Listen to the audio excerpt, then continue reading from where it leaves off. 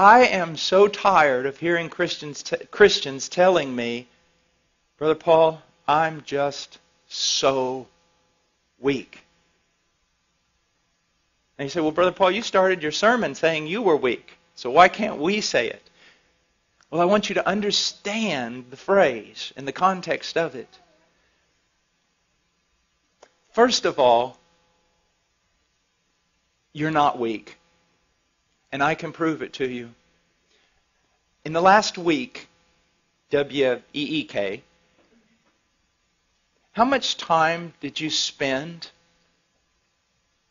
grasping and striving to know God and His Word? And in prayer, knowing that apart from God and His work on your behalf, you weren't going to be able to make it. Oh, see, it's really easy to say, I'm so weak. Your problem is not that you're so weak. Your problem is that you think you're strong.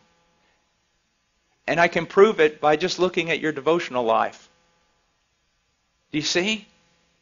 Our problem is not that we're too weak. Our problem is that we do not recognize our weakness. Do you see that? That's why the men and women that have been most used of God throughout Christian history seem to have only one thing in common, a recognition of their weakness. Now, here's what I want to show you, and it's so, so important. Weakness is not a hindrance to power. Weakness is the catalyst to spiritual power. The problem is wrong response. So first of all, you need to recognize something. Everybody's weak. Everything that is demanded of you in the New Testament is absolutely impossible for the natural man. There you go. So now everybody's on the same level. Me, you, Spurgeon, John Piper, all of us, everyone's weak. That's it. Now you can't use weakness as an excuse anymore because everybody's just as weak. No one can do this stuff. No one. So there you go. We're weak. The question is, what do we do? Now, many people just mouth weakness because it's the Christian thing to say. I'm weak. Other people find it very convenient to use that phraseology. Why? Because they can use it as an excuse for their sin. Well, I'm weak. Everybody's weak. But the right mindset here is in recognizing your weakness, it drives you to God.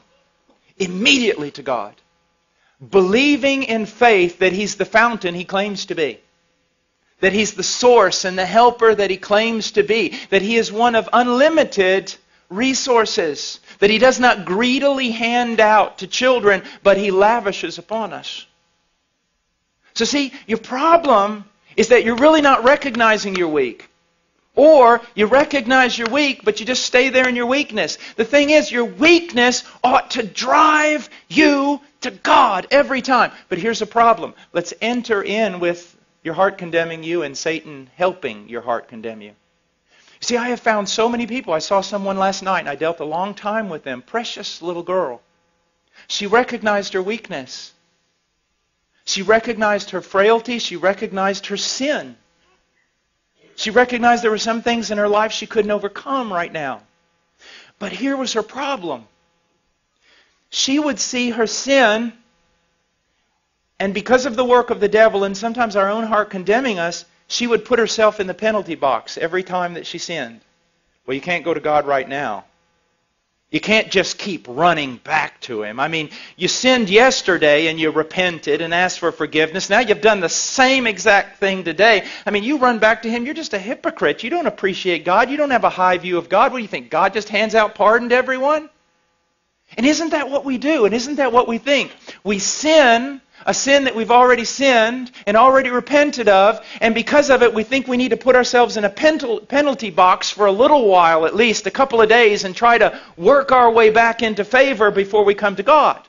Because if we think, actually, you mean if I go back every time I do this, just immediately, not only going back and asking for forgiveness, but expecting forgiveness, isn't that hypocrisy? Isn't that a low view of God? Isn't that treating God as a forgiveness machine? No, it's being biblical. It's what poverty of spirit is supposed to do to us. Now again, I'm not preaching this, hopefully, to unconverted church people who are going to say, wow, if God's that good, I'll sin all the time and just go back and ask for forgiveness. Hopefully I'm not talking to people like that. Hopefully I'm talking to genuine Christians who really want to be something they are not yet. But when they find themselves frail and they find themselves weak and they find themselves sinning the same sin, they kind of huddle over here and wait. Maybe read their Bible a few days, pray some more, show God they're really sincere before they run over there and actually try to get some forgiveness. No! One of the great joys of my life is when I discovered that the moment I sin the sin I always sin, my first response ought to be to latch a hold of Christ. And not beggarly, not thinking, oh, here I am, you ought to strike me down. But no, I latch a hold of Christ saying, I believe your promises. I am in a different realm. I am free. I am a saint. I've been moved out of Adam and condemnation and law. All of it was paid for on that tree. When He died, He knew all of it. He forgave all of it. I'm free. It's absolutely spectacular.